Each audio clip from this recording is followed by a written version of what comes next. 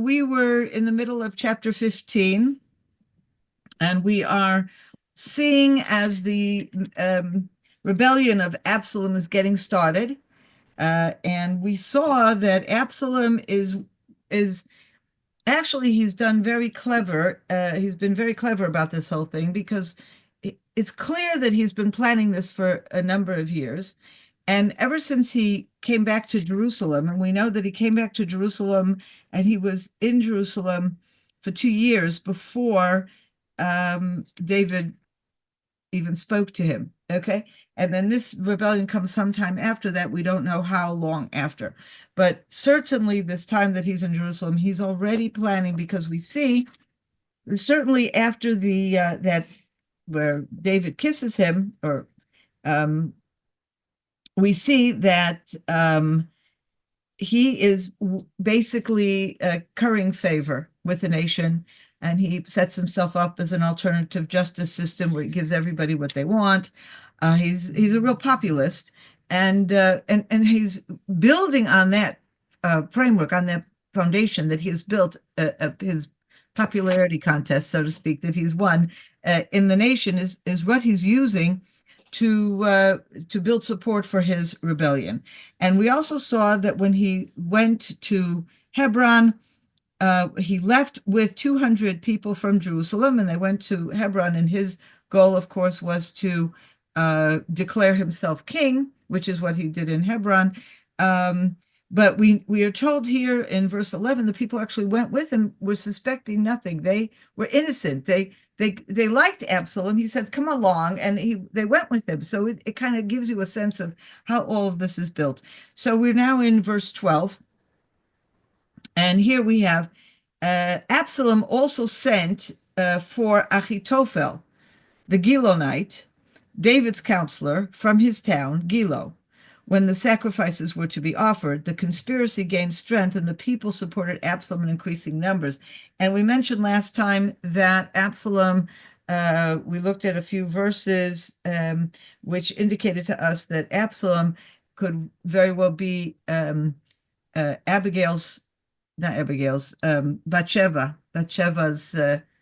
grandfather.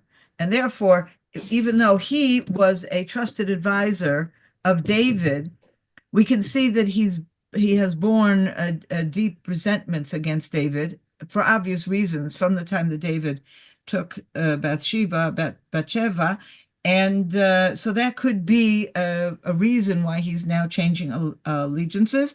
And there's also one more thing I want to point out. It mentions the town of Gilo. Now we are, I'm sure most of you or all of us are familiar with Gilo, which is a southern suburb of Jerusalem, very close to Bethlehem. And the feeling, though, here is, if we figure out what's going on, already Absalom is already in Hebron, and he's sending from Hebron to Achitophel to Gilo. And so the theory is this is another Gilo. This is not the Gilo that is close to Jerusalem, but it's a Gilo for the south that would have to be closer to Hebron. Okay. Now we have verse 13. Someone came and told David, the loyalty of Israel has veered towards Absalom. So again, we're seeing here the growing popularity. These are not necessarily, this person hasn't said they've taken up arms and they're about to attack you, David, but they're saying the heart of the people of Israel. In other words, there's an emotional bond that Absalom has created amongst the people of Israel. And as I said before, this is the foundation for his rebellion. But David at that point recognizes the fact that his kingdom is in trouble.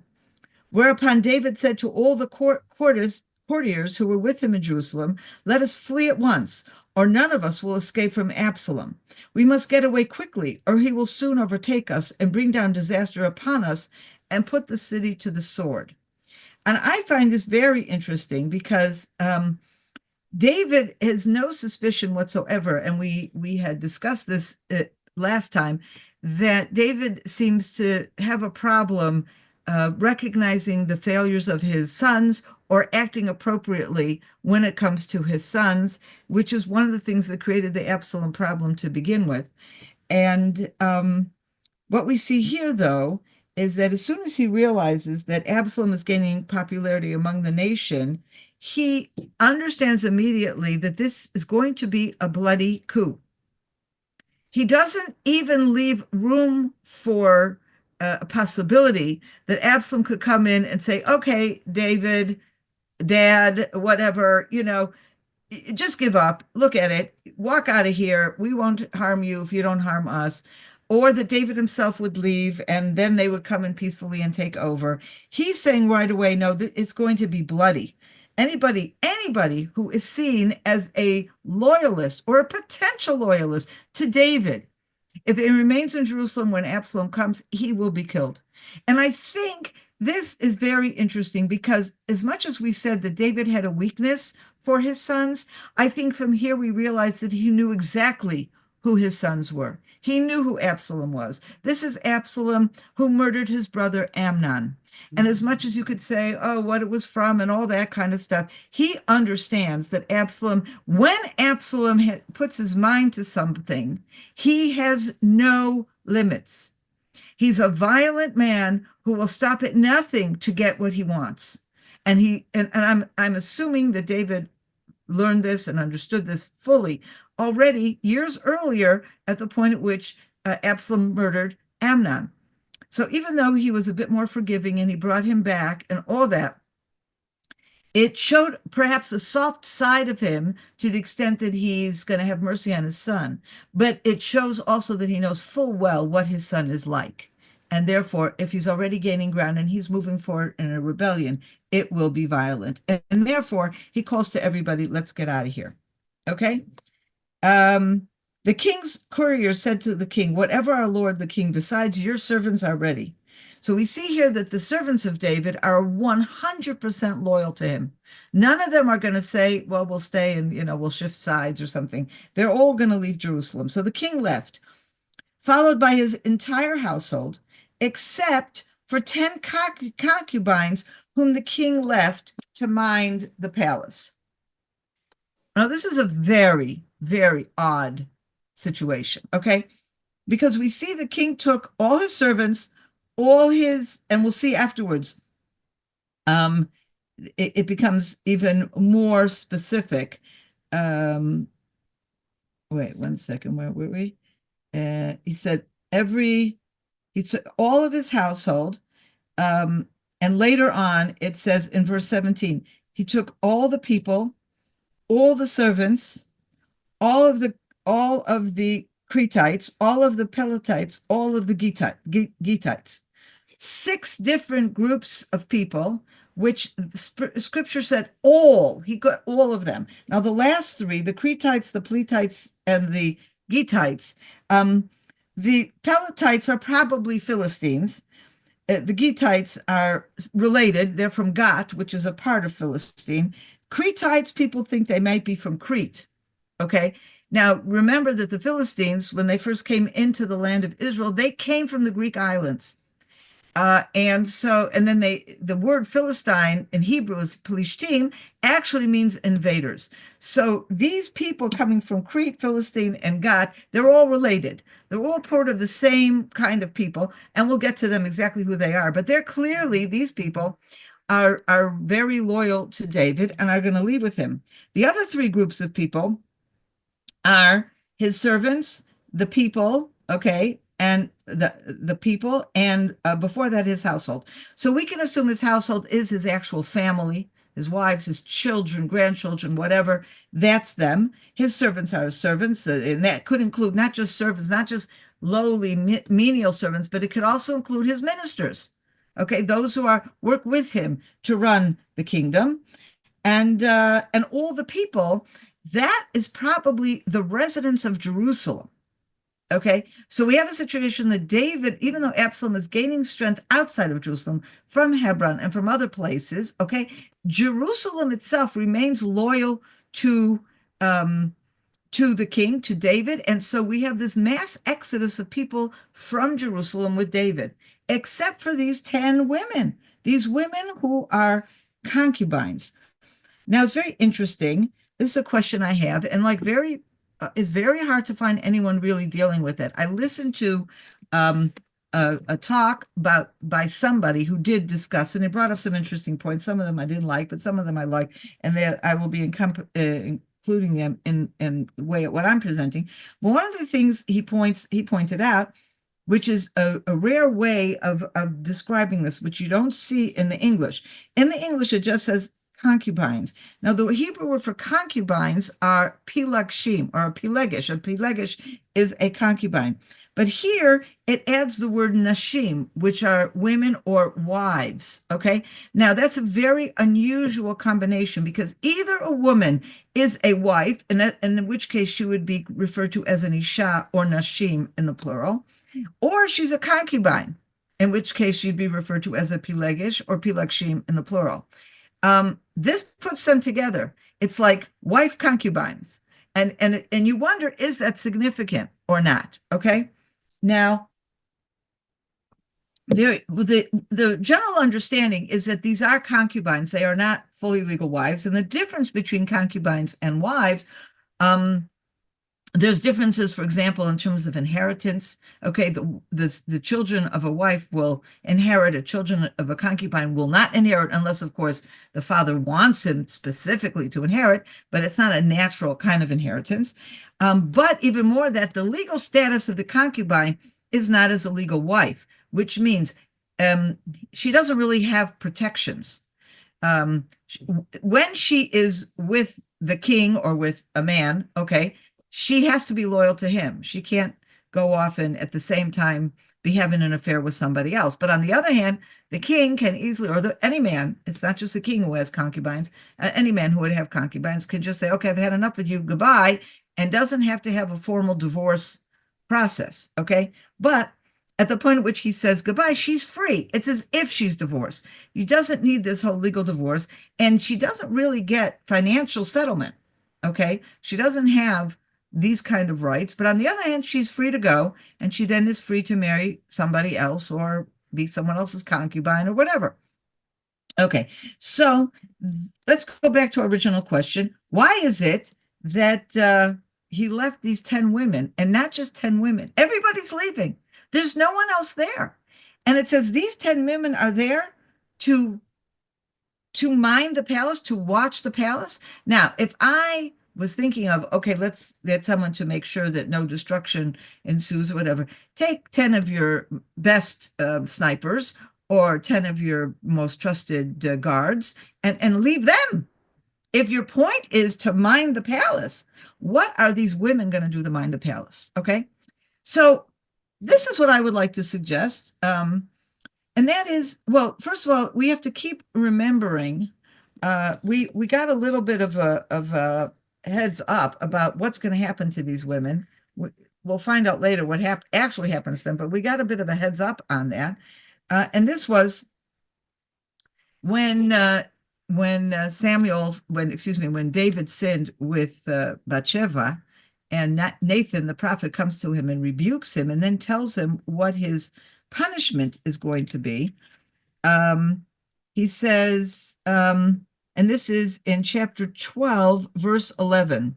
Thus said the Lord, I will make a calamity rise against you from within your own house. So we could see right now that this is happening because it's Absalom, David's own son, who is rising against and leading this rebellion against David. So that's clearly a calamity rising up against you from within your own house. But look at the next sentence. I will take your wives and give them to another man before your very eyes, and he shall sleep with your wives under this very sun. You acted in secret, but I will make this happen in the sight of all Israel and in broad daylight. Now, we will see later on that this is exactly what happens. Absalom does go, takes these 10 women to the roof of the palace, and in broad daylight, with front of everybody, he rapes them. Okay? Now, so that kind of, in a way, strengthens the question. You're leaving 10 women unprotected, and look what happens to them. They get raped. Okay, what's going on here? So I don't have a full answer, but I would like to suggest the following. First of all, if David understands that Absalom is going to come in and kill everybody, so everybody, any man has to leave for sure because they will be killed. Okay, now, and he takes his wives, he takes his children, and all the men that go with him, the understanding is they're probably also taking their wives and their children with them, okay, because they're in great risk. If, however, he leaves the palace completely empty, it's as if he basically said, Absalom, walk in, it's yours. I gave up. I relinquish my claim to the castle. So in many ways, to the palace. So in many ways, what possibly is happening here is that he's leaving this woman there as a way of marking his territory. These are my concubines, and it could be for that reason that we have this idea of wives and concubines. Okay, these are my concubines who I treat as wives, who I'm not about to just go get rid of them and say, okay, I'm leaving, you're free. I care about them, and I plan on coming back to them. Okay, and it's possible that he doesn't believe that they will be killed, because would Absalom really kill women who are on their own? But he has to know that they could be raped because of what Nathan the prophet had said to him earlier. So here I heard an interesting theory. Looking at the difference between, and again, this is someone's theory, you can reject it, you can accept it, whatever you want. I haven't seen anything that really deals with this very much at all. Okay, it says here in verse 16, it says the king left, for the 10 concubines who the king left. Okay, he uses the word left. Okay, now later on, when Achitophel, and we're gonna discuss this, of course, in greater detail, but Achitophel is going to give him advice. Okay, is going to give Absalom advice, and he's the one who tells Absalom, you should take these women. So now I have to find where that is. Here we go. In chapter 16, verse 20. Okay, Absalom then said to Achitophel, what do you advise us to do?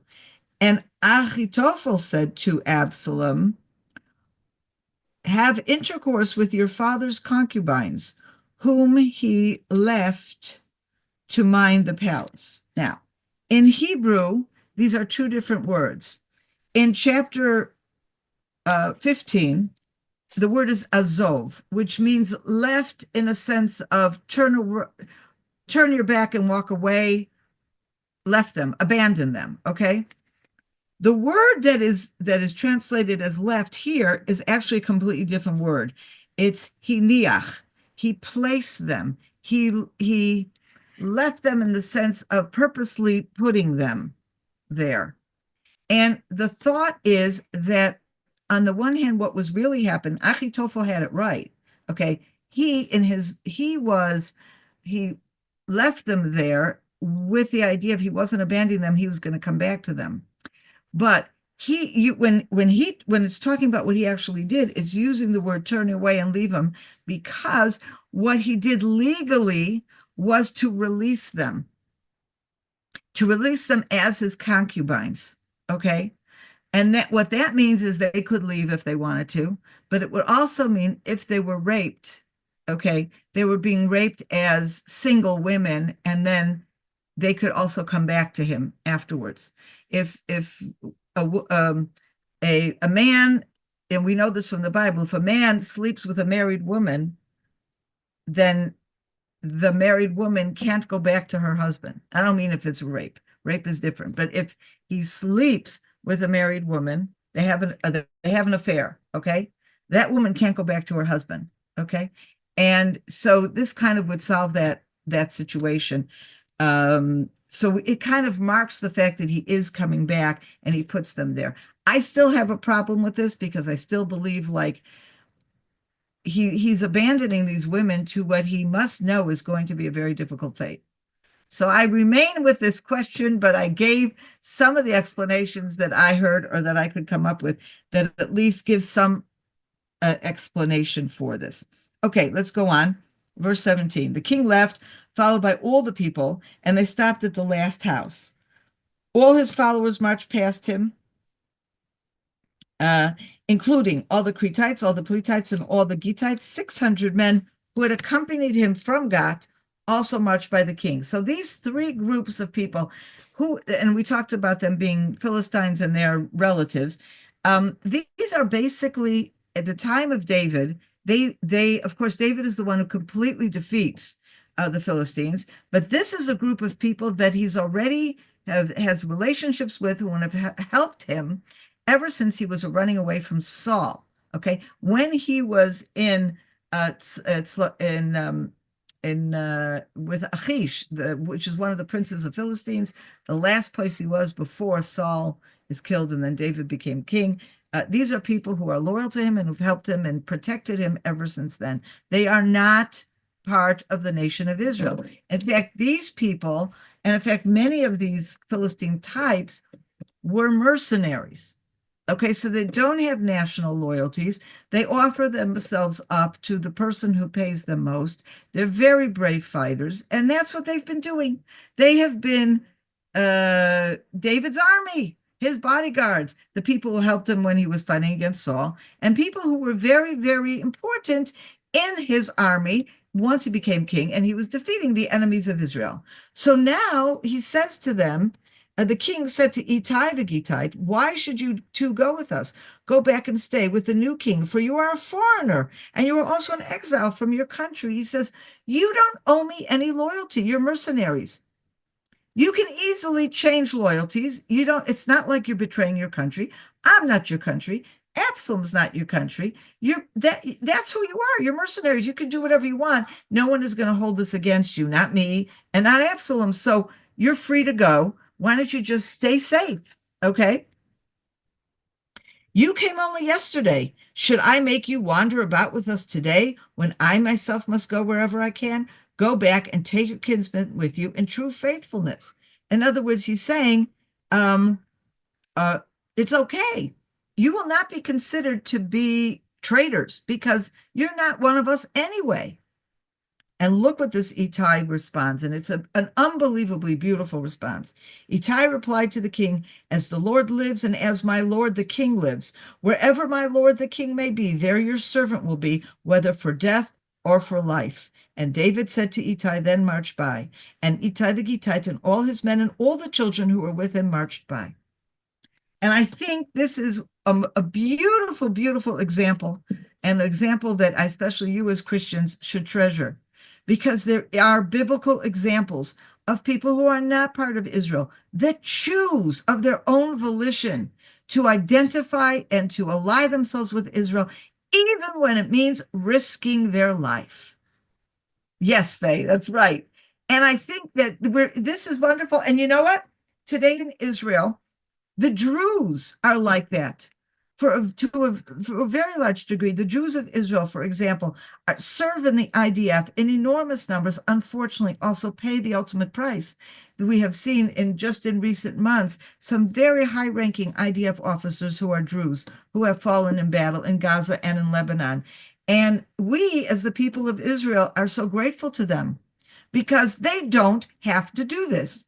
Arabs who are citizens of Israel have a complete exemption from the army, and 99.9% of them don't serve. And some of them are not even that loyal, but they don't have that sense of real serious loyalty. The Druze are different, but they've done this by choice, okay? And actually the Druze see themselves as descendants of Jethro. And Jethro and his family also makes that choice.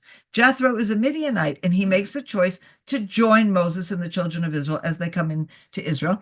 And we see also in the book of Judges, we see a beautiful example of Yael, the wife of Hever, the Kenite, who is a descendant of Jethro, and how she takes a side and is the one who ends up killing Sisera, okay, as he's running from the battle of Barak and Deborah. So there are these different examples, both in our lives today and in the Bible, that really, I think, serve as models of remarkable people who have chosen to even risk their lives and to remain loyal to the people of Israel. So here, this is that group, and they're great. Okay, now let's just continue.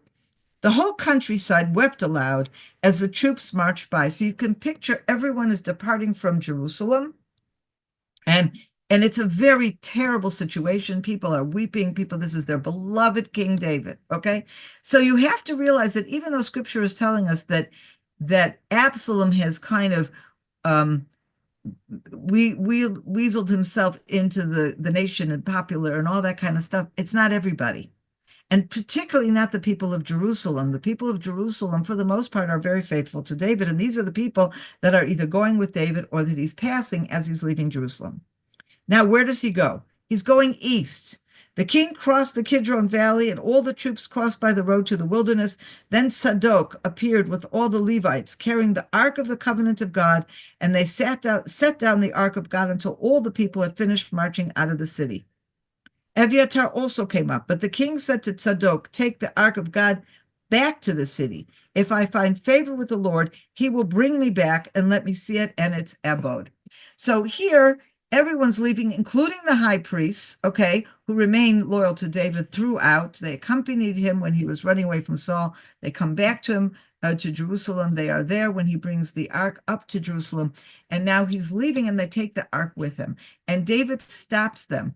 And I think there are two messages that are coming through very loud and clear here in this issue of David sending them back with the ark. First of all is what it says here. It says, if it pleases the Lord, let's see, if I find favor with the Lord, he will bring me back and let me see it in its abode. So in a way, different, of course, but similar to him leaving the concubines, he wants the ark to be there as a way of saying, we have not abandoned the city. I really believe I will be coming back. And therefore, the ark should not be leaving because the ark belongs in Jerusalem, so it shouldn't be leaving. It's there. The ark is the best place holder, okay, for the kingdom of David. And don't forget, David has been told that his kingdom will go on forever. And so he's also coming from a place of faith where he's saying, this is what I believe. He says, but he's leaving a chance that if I find favor, because who knows, maybe he sinned, maybe the Lord will punish him and won't let him come back. He doesn't know for sure, but he has this basic belief that enables him to understand, I will be back. But I think there's also something else. And it reminds me of the incident in the very beginning of 1 Samuel, when we have Eli, who's the high priest, and the two bad sons, Hophni and Phinehas, and the Philistines attack, and they believe that they would do better if they take the Ark of the Covenant out with them. And I'm looking at chapter 4, 1 Samuel chapter 4, verse 3. Let us fetch the Ark of the Covenant of the Lord from Shiloh. Thus he, meaning God, will be present among us and will deliver us from the hands of our enemies. And of course, this was seen as being a huge mistake. In the end, the ark was seized by the Philistines, and it did quite a journey until it came back to the people of Israel, causing a lot of damage along the way. And it's very, very clear that that ark should never have left the tabernacle. That was the permanent ark in the tabernacle. It wasn't in the desert tabernacle, there is this idea of another ark that may have traveled with the nation when they went to war. This is the ark of the tabernacle, and it's not supposed to leave. And so I think that's also something here. David is the one who brought the ark to Jerusalem and stationed it permanently on what will become the Temple Mount, okay? And that's where it belongs. And you don't play with that. It's not a talisman. It's not something that belongs to David. It belongs to Jerusalem. And I think that's one of the things also that David is saying, whether or not David comes back, the ark belongs in Jerusalem because this is where God has chosen to place his glory, his Shekhinah, and his presence. And therefore, it's not something we use to come along with us as we're fleeing from the city. Okay.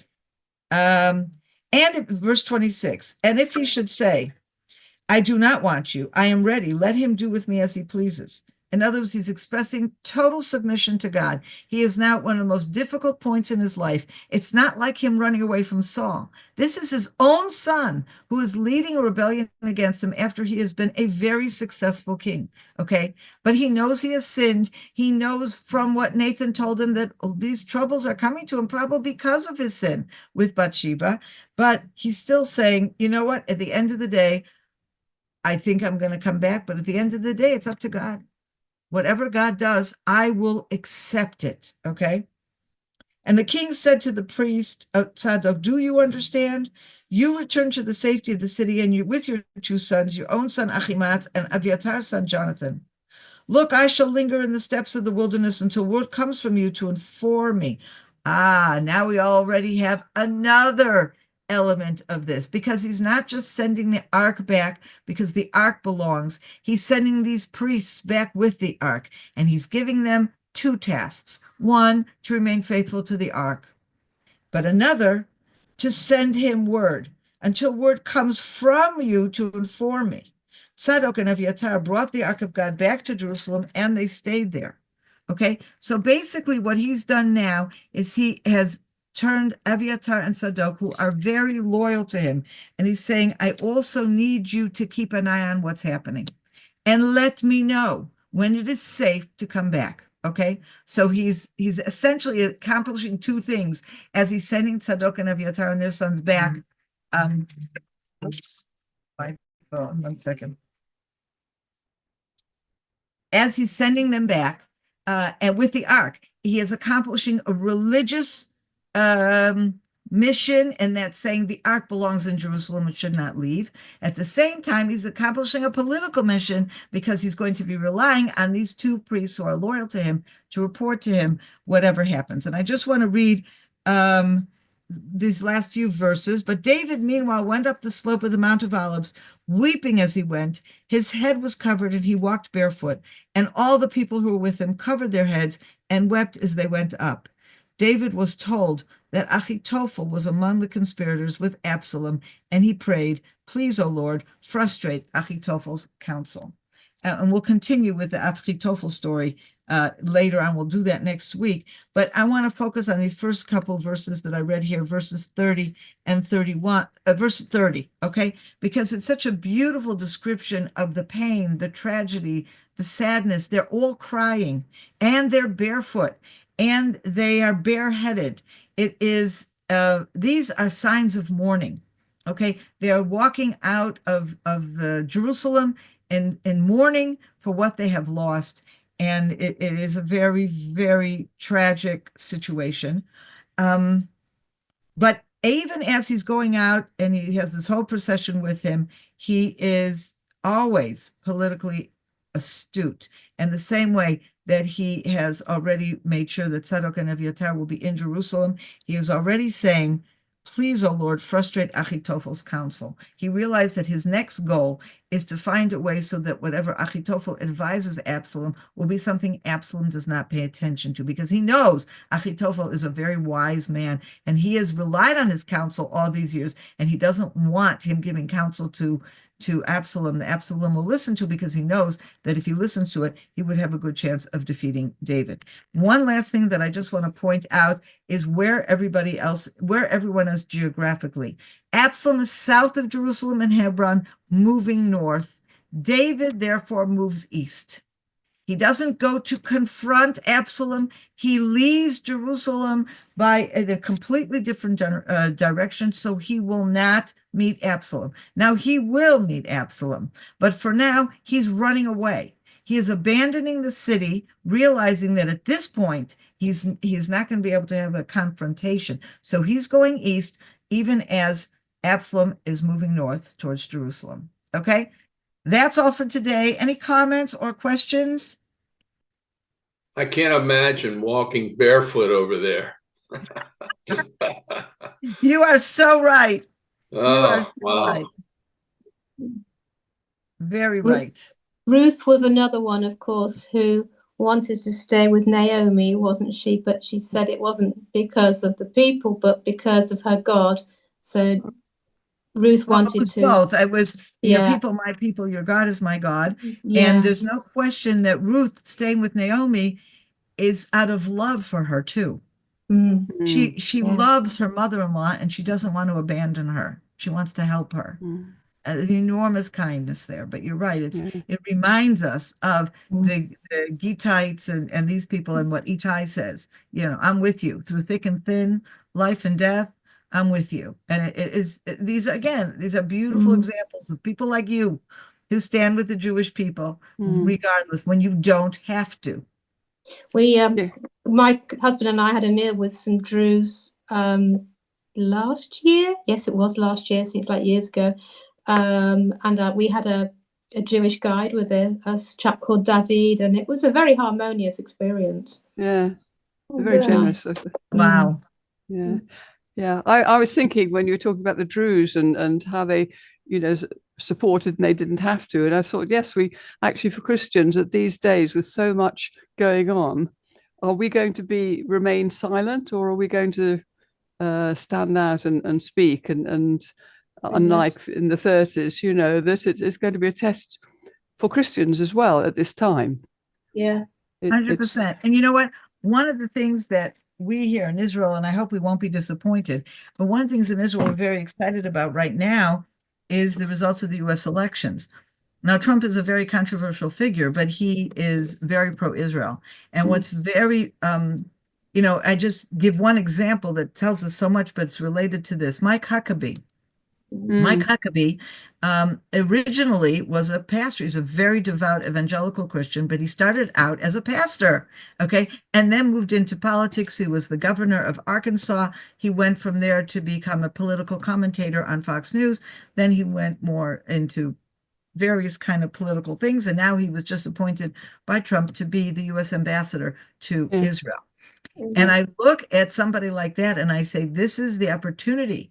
And from what he's saying, we're very encouraged. But this is an opportunity for a Christian to be able to use his amazing opportunities and position to help Israel in such an unbelievable way.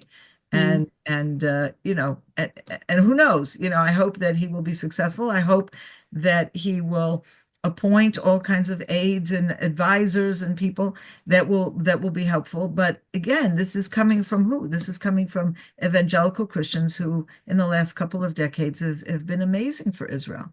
Yeah. It's very difficult, I must say, trying to speak with people to talk of any balance at all. The trouble is there's so much ignorance as well as everything else. And so where do you start from? Because they don't know any history. They don't, Right. So where do you begin when they see what's on television? Yesterday, I had a BBC news crew here. They interviewed me for a piece they're doing. I think it'll air in the next few days. When I find out, I will let you know. How much they'll put of me in it, I have no idea. But they were here for a few hours.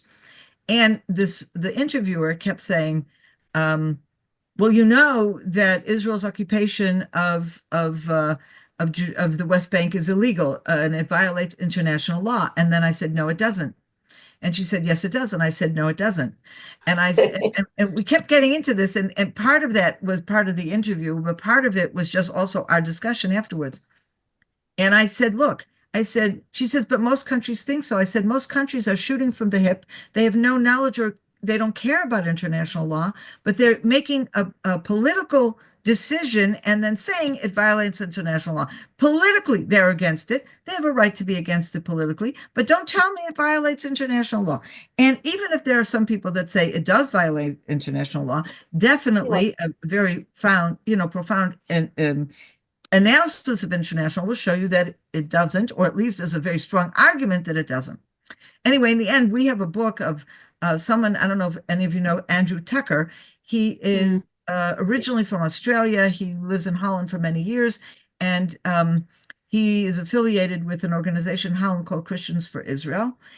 And he wrote a book. He's a lawyer, and we're very good friends. And he wrote a book together with a professor of international law in Holland. The book's in English. It's called Israel on Trial. And we bought a whole bunch of those books because we were selling them. We still have them available. If any of you are interested, you can order that through our website. But anyway, I went and picked up a book from the office and I handed it to her. And I said, don't say it violates international law until you read this book. Okay. And she says, I'll read it. I'll read it. I said, fine. She goes, and then we'll come back and we'll have a conversation. I said, fine.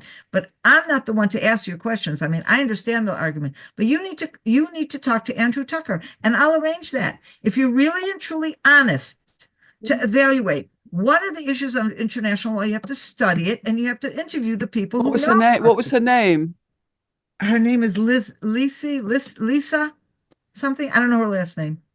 Oh, but I was told by there's a guy who's she's I have a friend who is fairly right wing, is Israeli. I mean, he plays, in between, but his real feelings are very, very. Lise Doucette. Lisa, I think is her name. Oh, not Lise Doucette. No, Lisa's her name, but someone called her Lisi. Yeah, she's from Newfoundland, isn't she? She's got a weird sort of I don't know, but she's stationed in Israel. She's there. All right. Yeah, I thought it would be Lise Doucette. Yeah, hair sort of long like this, my colour. Could be, but it's short. Well, it varies. Yeah, my age. Yeah, Lise Doucette. Yeah.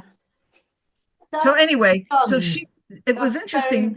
So the guy who introduced me to her and arranged this, he's a freelancer for the BBC, but he's also done other things, and that's how I know him. And he said that as BBC people go, she's not bad. She said that she went with the IDF into Lebanon, and her colleagues really, really attacked her from being willing to accompany the IDF spokesperson. And to see from his perspective. She's top drawer stuff. She's serious stuff. Yeah, she's one of the chief ones. Yeah, along with Jeremy Bowen, and she's dear old Jeremy Bowen. That's Okay, so when I get the link, I will send it to you, please. And whatever. And again, I don't know what she's going to use of it, and I don't know if it'll be positive, negative, or neutral. But it was interesting. So I just an example of that, it was somebody that I could engage with at this kind of level, and then I gave her that book. And that's much more than those little things. This was somebody, she's a senior correspondent, she's making statements, and she's got to do the research. Yeah. But that's the same with all of them. We'll see what happens. But she probably will. She's the sort that probably will. That was an opportune moment, wasn't it? That really was. Yeah. We'll see what happens. Yeah. All right. Great. Anyway, great to be with all of you. Have a good rest of the week. We'll see you next week. And